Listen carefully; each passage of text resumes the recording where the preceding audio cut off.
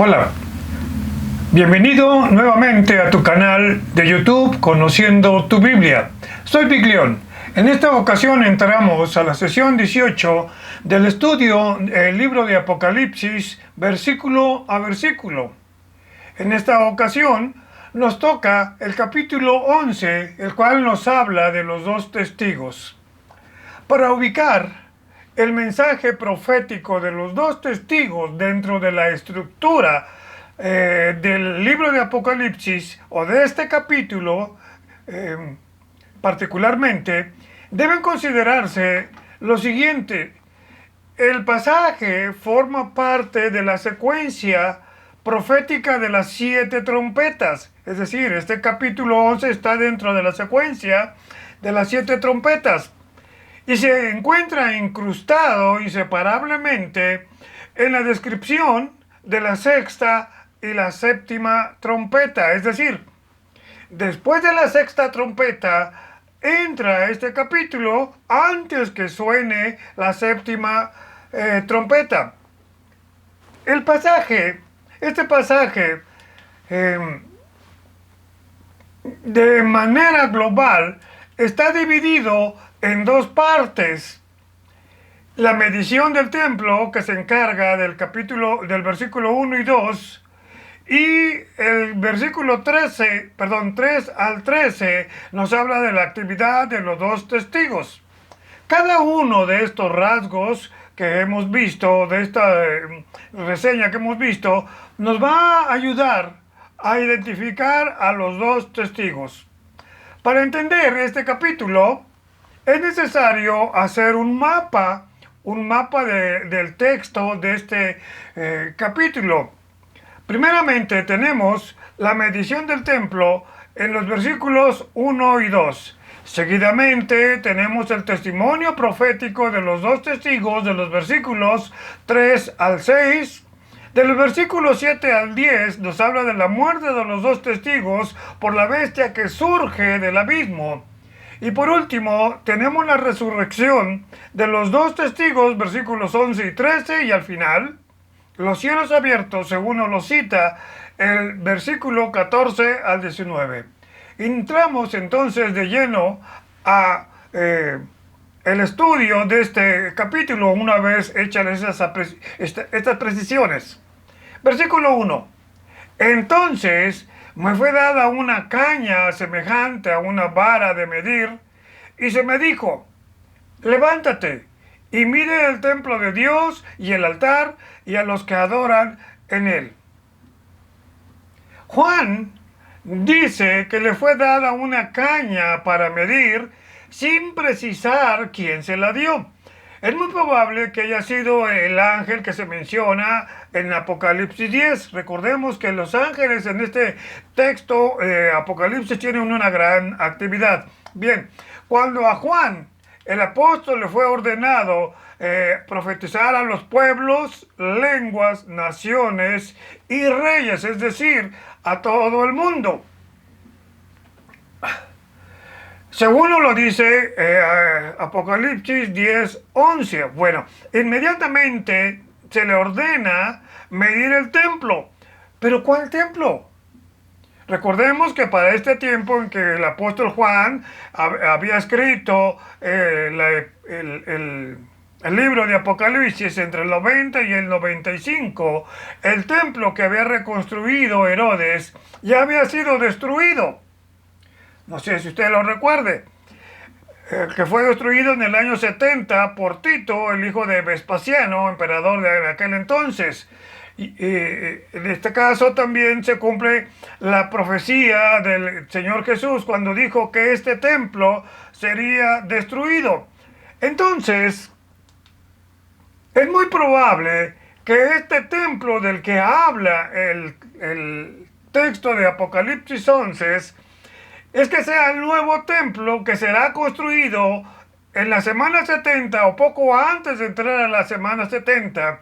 Sin embargo, este templo estará bajo el gobierno del anticristo. Recordemos que la primera mitad él les ofrece paz y seguridad, y a la mitad de esos 7 años se rebela y se va contra el pueblo de Israel.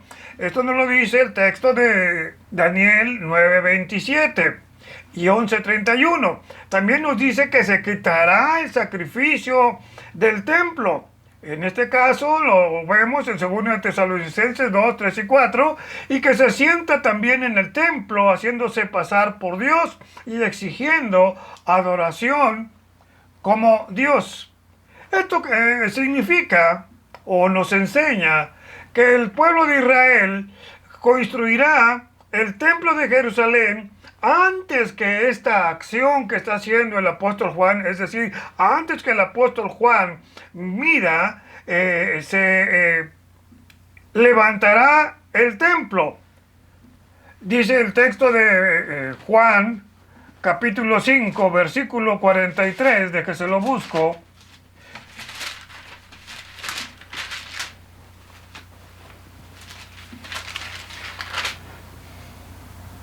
Dice: yo he venido en mi nombre y no me recibisteis. Si a otro viniere en en su propio nombre, a ese recibiréis. Aquí está haciendo alusión el Señor Jesucristo de que como Él fue rechazado por lo que ellos creían, en la época de la tribulación, ellos van a acceder al gobierno del anticristo. Recordemos que serán engañados y después de 3 años y medio se darán cuenta. Cabe mencionar, o cabe aclarar, que este templo que se construirá en la semana 70 no es el mismo que se menciona en el libro de Ezequiel, capítulo 40 en adelante, que es el templo del milenio. Que si usted analiza las medidas y proporciones señaladas en estos textos de Ezequiel 40 al 43, nada tienen que ver con la construcción de una con la otra. Sin embargo, el hecho de que Juan mida el templo, es decir, el lugar santo y el lugar santísimo y el altar, posiblemente el altar de los sacrificios y los que adoran en él, también se refiere a los que adoran en él con relación a los fieles. Significa entonces esto preservación por ser propiedad de Dios, por el momento, preservación. Pero esta medición también es importante, dado que desde el Antiguo Testamento Dios marca límites para la destrucción, y esto usted lo puede corroborar en los textos de Isaías 28:17, Ezequiel 40 del 3 al 6, pero sobre todo el libro de Amós 7:7 y Zacarías 2 del 1 al 5. Es decir, esta vara es consuelo para los fieles de Dios, pero castigo para los que hollarán el templo. Esto lo vamos a ver en el siguiente texto. Versículo 2.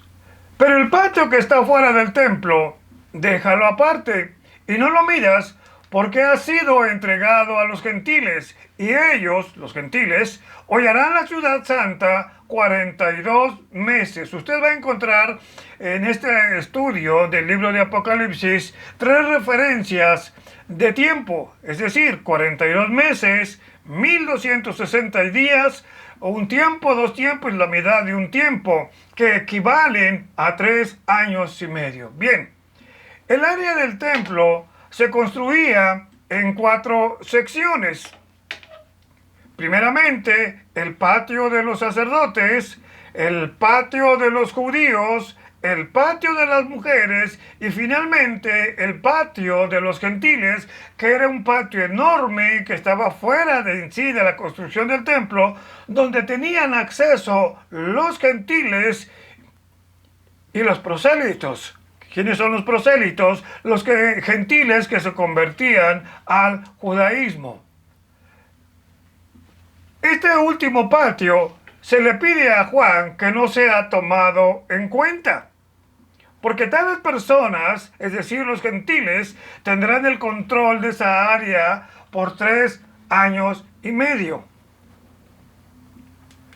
Aquí tenemos una imagen del templo que está hablando el apóstol Juan, el templo que se va a construir en el milenio, muy similar a la estructura que existió en la época de Herodes y de Salomón. Y ahí usted ve, por ejemplo, el 1 y el 2, no sé si los alcance a percibir.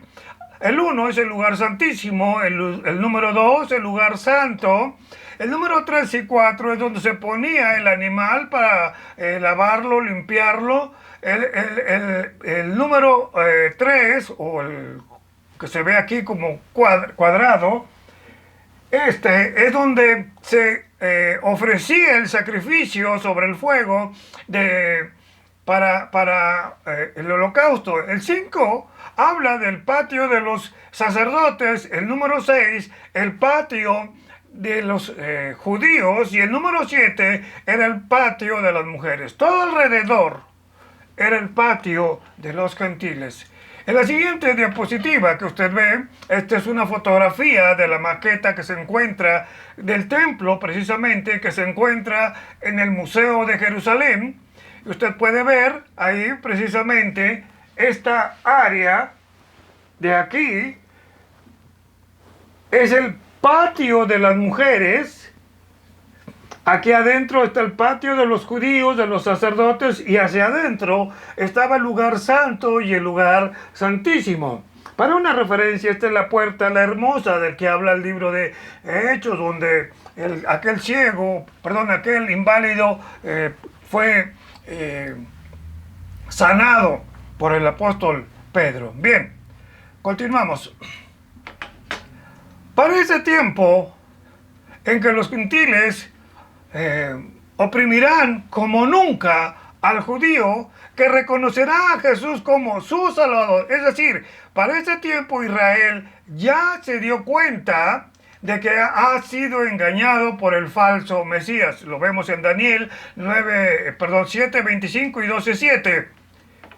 Tiempo que equivale a la segunda mitad de la semana 70 de Daniel. La primera mitad, repito nuevamente, el anticristo les ofreció paz y seguridad, según Tesalonicenses, 1 Tesalonicenses 5:3 y 2 Tesalonicenses 2:3 y 4, también Daniel 9:27. Pero ya en la segunda mitad de la semana 70, este ser maligno se sentará en el templo de Dios y demandará ser adorado como Dios por 42 meses, es decir, 3 años y medio. Y esto también lo predijo el Señor Jesucristo en Mateo 24:15, cuando dice: cuando vean la abominación desoladora dentro del templo. Versículo 3. Y daré a mis 2 testigos que profeticen por 1260 días, vestidos de silicio. Nuevamente se da la fracción de tiempo: 3 años y medio, 42 meses o 1260 días. Para esta actividad que el Señor Jesucristo está mencionando por medio del apóstol Juan, nos dice que 2 personas serán enviadas como profetas, y su vestimenta mencionada, es decir, vestidos de silicio, es la que, según la Escritura, corresponde a un profeta que habla directo, sin ambigüedad, y que será un mensaje contra la rebeldía y la incredulidad del hombre, sea judío, sea gentil. El mensaje de estos 2 testigos será proclamado, como lo dije al principio, por 3 años y medio, con un anuncio y ministerio especial durante esos críticos días de la segunda mitad de la semana 70. El silicio representa que están bajo el control de Dios, es decir, que están para el servicio de Dios, para profetizar. Tal vez usted recuerde, cuando se describe a Juan el Bautista, se le menciona también con esta indumentaria muy parecida. Era una indumentaria de piel de cabra que indica duelo. En este caso, estos 2 testigos tienen duelo por lo que está haciendo Israel. Y aquí la pregunta, ¿por qué dos testigos?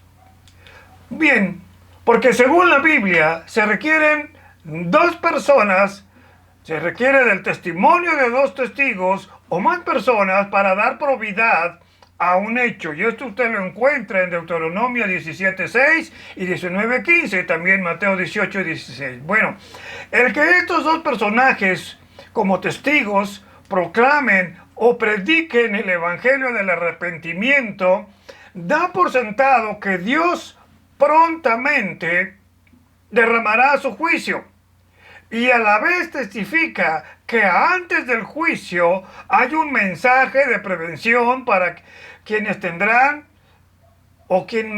quienes tendrán un impactante testimonio. Es necesario que estos dos varones proclamen el juicio por venir. Quiere decir que Dios no emite juicio sin antes prevenir. Versículo 4. Estos dos testigos son los dos olivos y los dos candeleros que están de pie delante del Dios de la tierra. Mucho se ha especulado de quiénes son estos dos testigos y se han presentado a varios personajes bíblicos que no es el caso mencionar. Sin embargo, y sin ser dogmático, lo más acertado es de que sean Moisés y Elías. Y existen varias razones para sostener este pensamiento. Miren, primeramente la tradición judía espera a Moisés y a Elías, de quien incluso su retorno, el retorno de Elías, se está profetizado por Malaquías, Malaquías 4:5, que dice: aquí yo os envío el profeta Elías antes que venga el día de Jehová, grande y terrible ese día. Luego está la promesa de que Dios levantaría a Moisés, según lo vemos en Deuteronomio 18:15 al 18. La segunda razón para creer que es Moisés y Elías es porque Moisés y Elías aparecieron con Cristo en el momento conocido como de la transfiguración. Usted lo puede encontrar en Mateo 17:2 y 3 o en adelante, donde ambos, es decir, Moisés y Elías, representan la ley y los profetas respectivamente.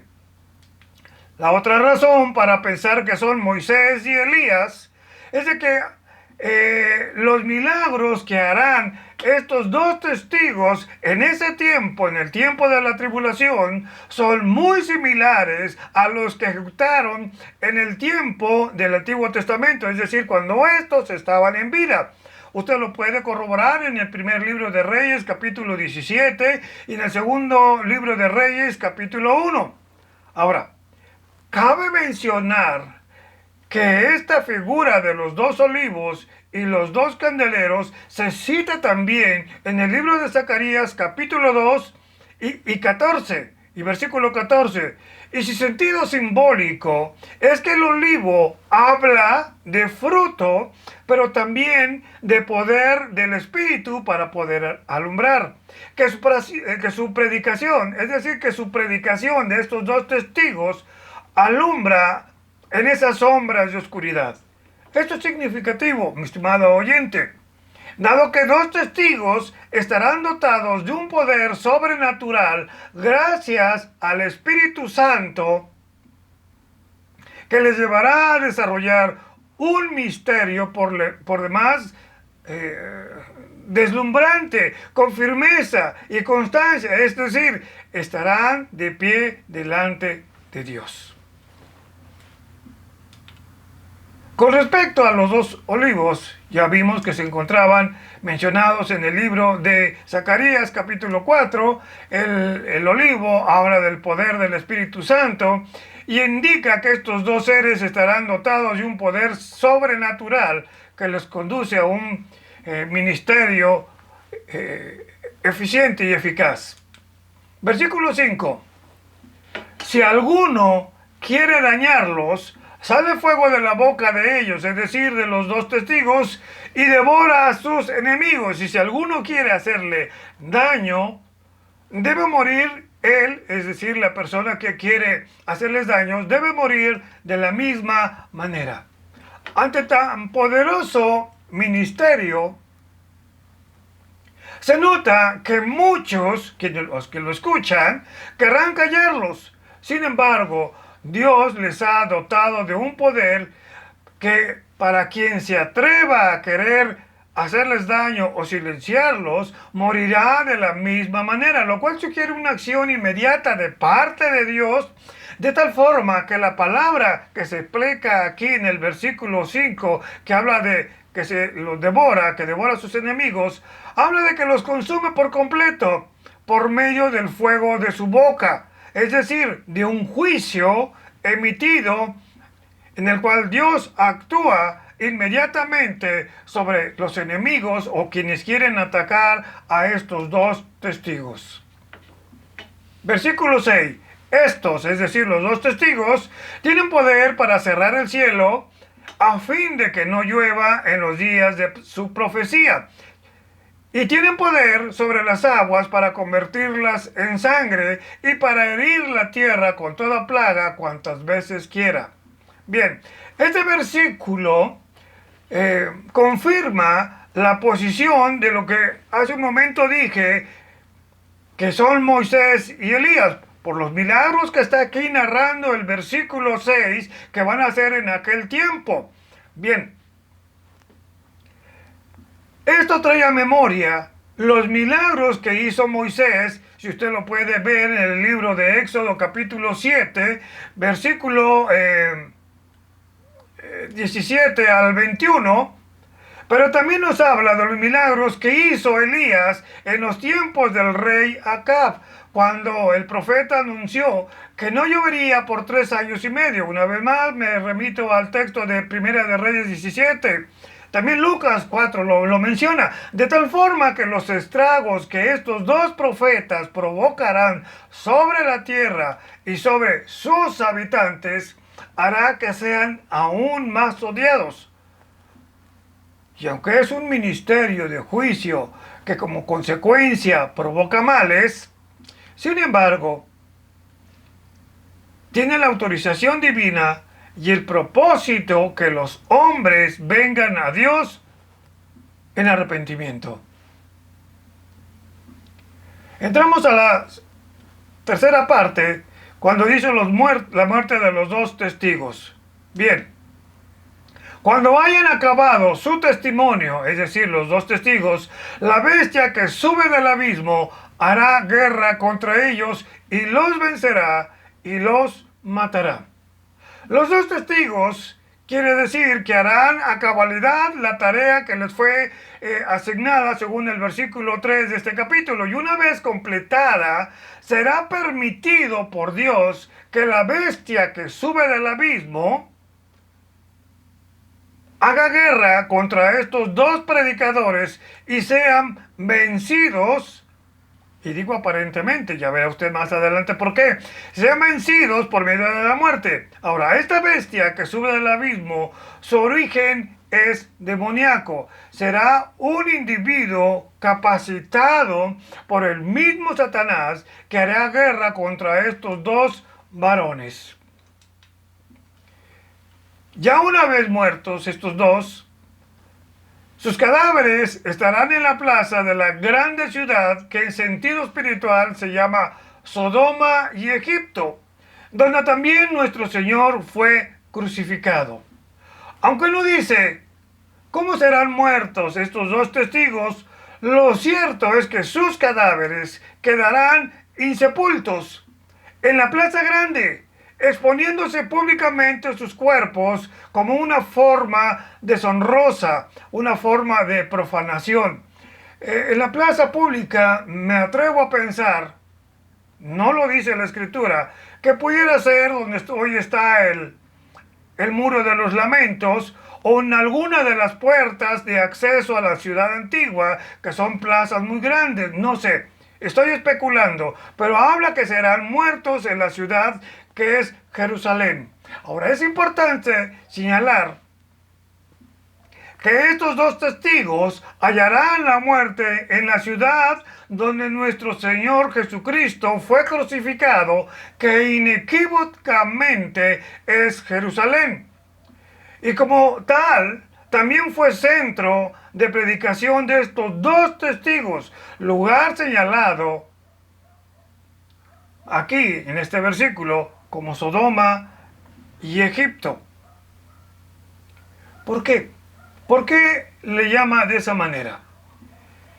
Jerusalén será como Sodoma por la inmoralidad imperante. No sé si se trata de una inmoralidad sexual o espiritual o ambas. También es comparada a Jerusalén como Egipto, porque con sus pecados Egipto esclavizó y mató a una nación. Sin embargo, comparar Jerusalén con Sodoma y Egipto finalmente habla de la deplorable condición espiritual de esta gran ciudad, así como de su alianza con la bestia. Sodoma representa el vicio y la degeneración. Egipto representa la vanidad, la sensualidad, el lujo ofensivo y la crucifixión de Cristo. Representa la violencia en su máxima expresión. Esto habla, en pocas palabras, de la decadencia moral para ese tiempo. Versículo 9. Y los de los pueblos, tribus, lenguas y naciones verán sus cadáveres por 3 días y medio y no permitirán que sean sepultados. Como se puede ver, aquí está hablando de pueblos, tribus, lenguas y naciones. Es decir, todo el mundo verá con morbo y con desprecio los cadáveres insepultos de estos siervos de Dios. Hoy, gracias a los medios de comunicación tan avanzados, será posible que sean vistos en tiempo real. Y lo más triste es que los pueblos, tribus, lenguas y naciones impedirán que sean sepultados, sometiendo a estos cuerpos inertes al más alto grado de humillación. ¿Por qué no se permite su sepultura? Para que ningún fanático, digo entre comillas, fanático, seguidor de Jesucristo, supuestamente los hurte o hurten los cuerpos y digan que resucitaron. Algo parecido hicieron también los fariseos con Jesús allá en Mateo 27, usted lo puede ver. Mandaron a la guardia romana para vigilar el sepulcro de Jesús y no digan sus discípulos que resucitó. Si usted lee el texto de Mateo 27, se dará cuenta que es muy similar lo que harán estas personas en aquel tiempo de la tribulación con el cuerpo de estos dos testigos. Versículo 10. Y los moradores de la tierra se regocijaron sobre ellos y se alegraron y se enviaron regalos unos a otros, porque estos dos profetas habían atormentado a los moradores de la tierra.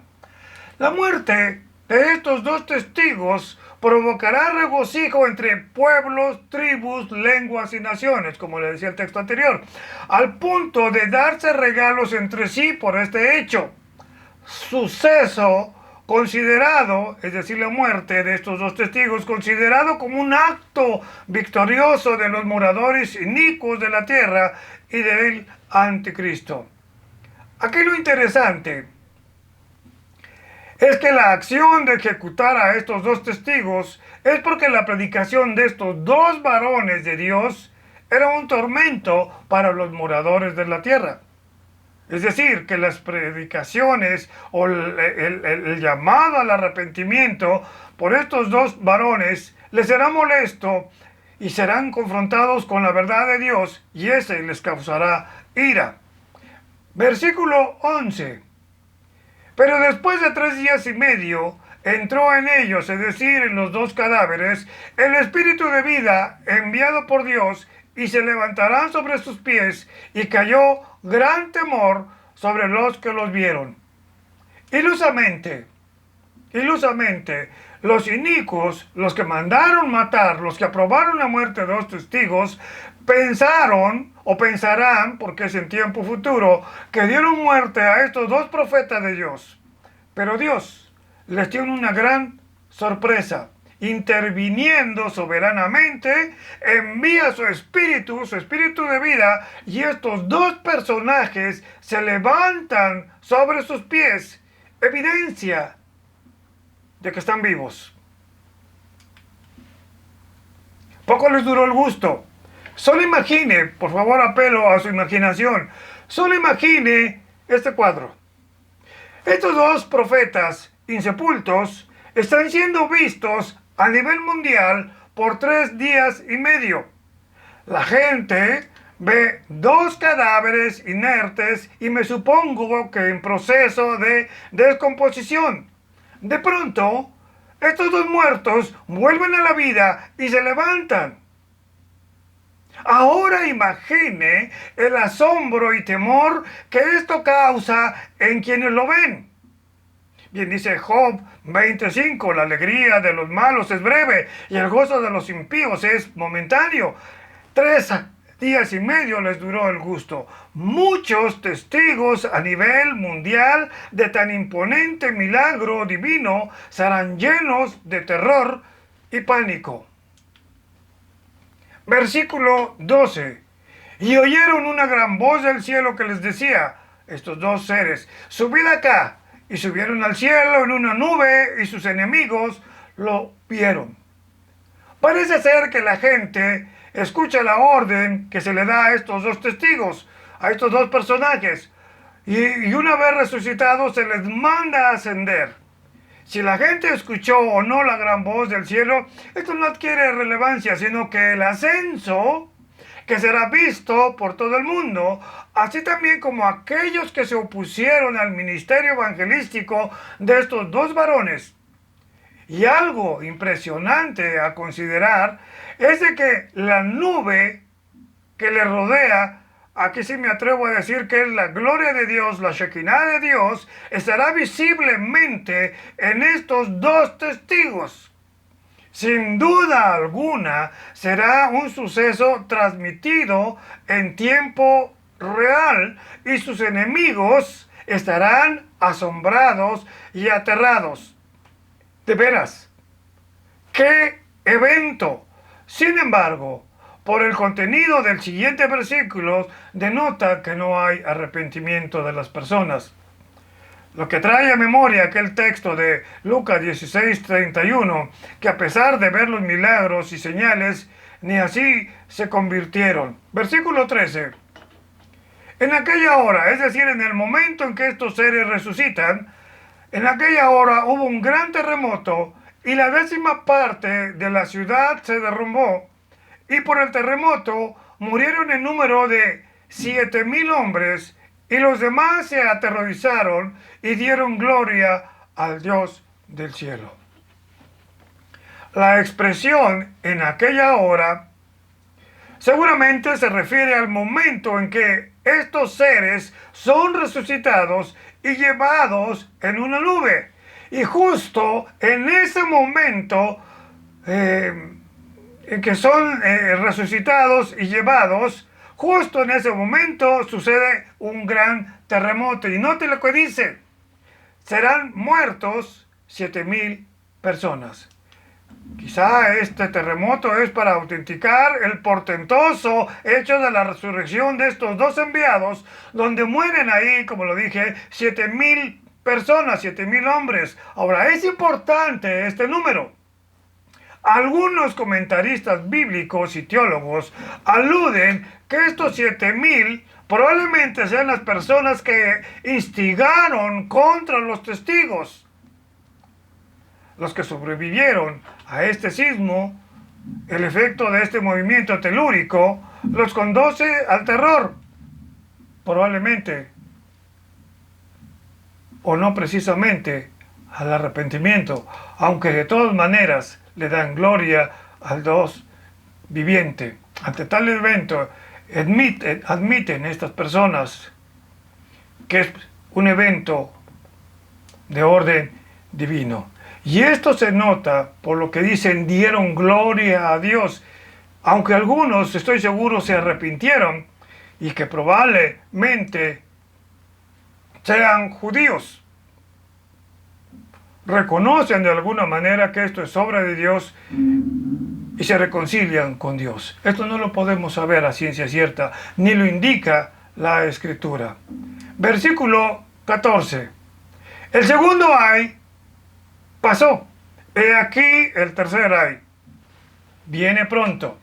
A manera de resumen de los ayes mencionados en este texto que estamos leyendo, el capítulo 10, a manera de resumen, el primer ay serían las langostas salidas del abismo y que atormentaron a las personas por 5 meses. Usted lo puede ver en el capítulo 8, 13 y 9, 11 de este texto que estamos leyendo del libro de Apocalipsis. El segundo ay corresponde a lo descrito en Apocalipsis 9, 12 en adelante, que habla de los caballos y jinetes con sus corazas de fuego, de zafiro y azufre. Esto indica que el tiempo en pausa o interludio terminó. Recordemos que hay un tiempo de espera entre el séptimo sello, hay un tiempo de espera, y ahora antes de la séptima trompeta hay un interludio o tiempo de espera. En este caso, el tiempo en pausa o interludio terminó. Quiere decir que ahora viene el tercer ay, que son los juicios contenidos en la séptima trompeta, conocidos también como los juicios de las 7 copas. Los juicios de las 7 copas, entonces, acompañan el regreso de Cristo a la tierra, pero tales juicios por venir son fulminantes y severos. El séptimo ángel tocó la trompeta y hubo grandes voces en el cielo que decían: los cielos del mundo, los reinos del mundo han venido a ser de nuestro Señor y de su Cristo, y Él reinará por los siglos de los siglos. Qué interesante este texto. Es decir, que al momento de sonar la séptima trompeta, se producen voces que anuncian que el reino de Cristo se ha concretado y junto con el Padre. Podríamos dejar este texto así, sin más comentarios. Sin embargo, este versículo tiene algo que aclarar. El sonido de esta séptima trompeta no es la trompeta que se menciona en primera a los Corintios capítulo 15, 52, ni tampoco la que se menciona en primera Tesalonicenses 4, 3 al 17. Esta trompeta de primera a los Corintios 15 tiene que ver con la resurrección de todos los cristianos que murieron esperando la venida del Señor Jesucristo, los cristianos de la época de la iglesia, pero también de la transformación de todos los cristianos vivos en el momento del arrebatamiento. En cambio, esta séptima trompeta tiene que ver con los juicios de las 7 copas y la conclusión de la gran tribulación, así como el regreso visible de Jesucristo. Lo que estos seres celestiales dicen a voces es de que el tiempo del establecimiento del reino ha llegado. Un mundo que a partir de la caída del hombre estuvo gobernado por el usurpador, es decir, por Satanás. Y en ese momento el mundo pasó a manos de Satanás, pero ahora, al terminarse estas 7 copas que vienen contenidas en la séptima trompeta, pasa a manos del Creador, que es el verdadero dueño. Ahora sí, Mateo 6:10 se hace realidad. Cuando usted lo lee, dice: venga a nosotros tu reino. Ahora sí, se hace realidad esa petición. Ahora, cabe aclarar que el hecho de que Jesús reine por 1000 años no interfiere en su reinado eterno. Más bien, su reinado milenial es para que también aquí se cumpla las profecías dadas en 1 Corintios 15:27, 2 Samuel 7:12, Daniel 7:14. Estos versículos, entre otros por supuesto, indican que el reino milenial no termina cuando su aspecto profético terrenal, porque el reino milenial se va a hacer aquí en la tierra, cuando su aspecto profético terrenal concluya, sino que este reinado ahora pasa a la eternidad. Difícil de entender, pero le sugiero que lo repase varias veces para poderlo entender. Versículos 16 y 17.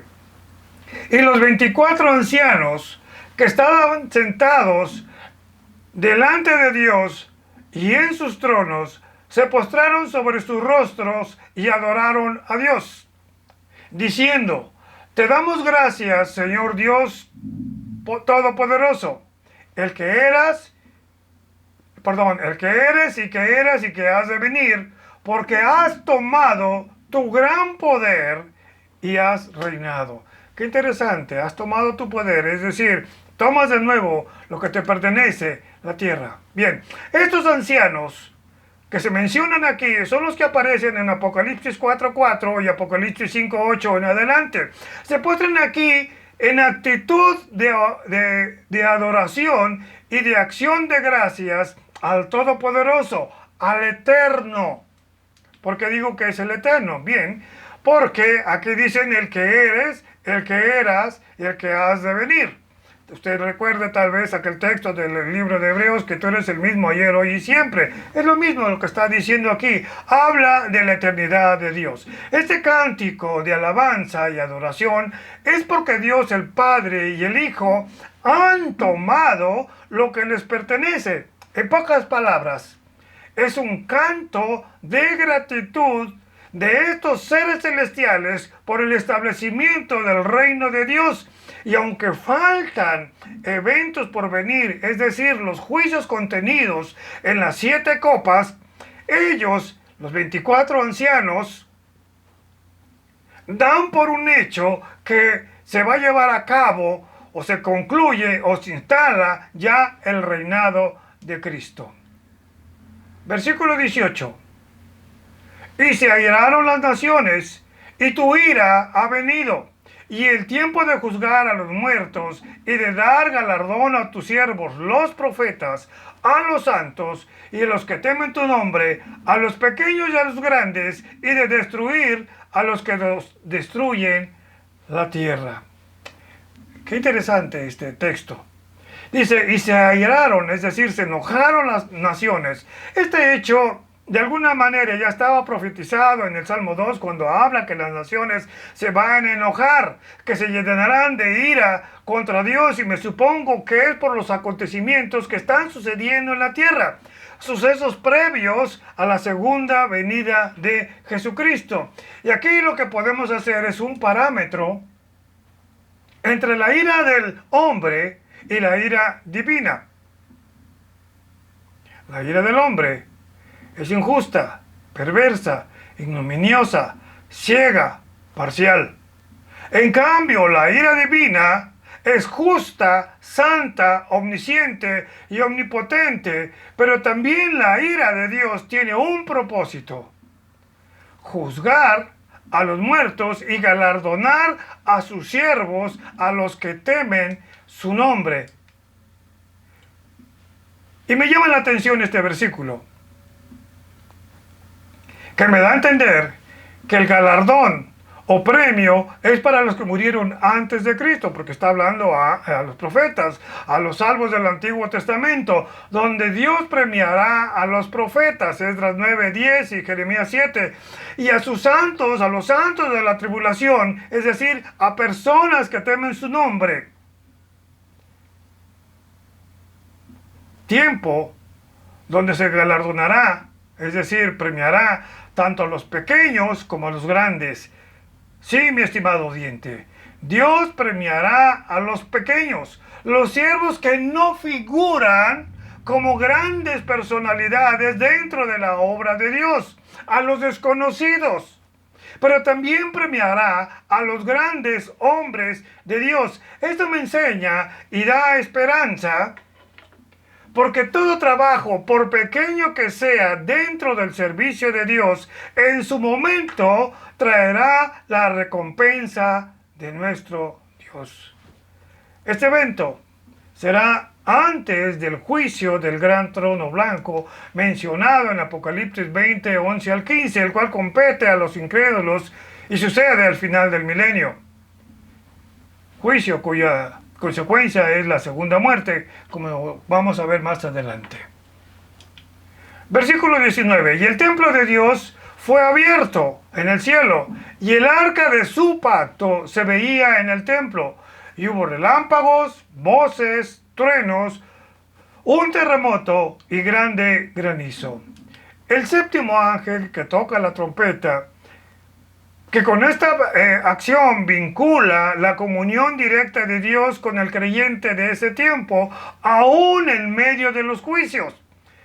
Esto porque se hace visible el arca de su pacto, haciendo posible el acceso a plenitud. Simboliza en este caso una comunión con los redimidos.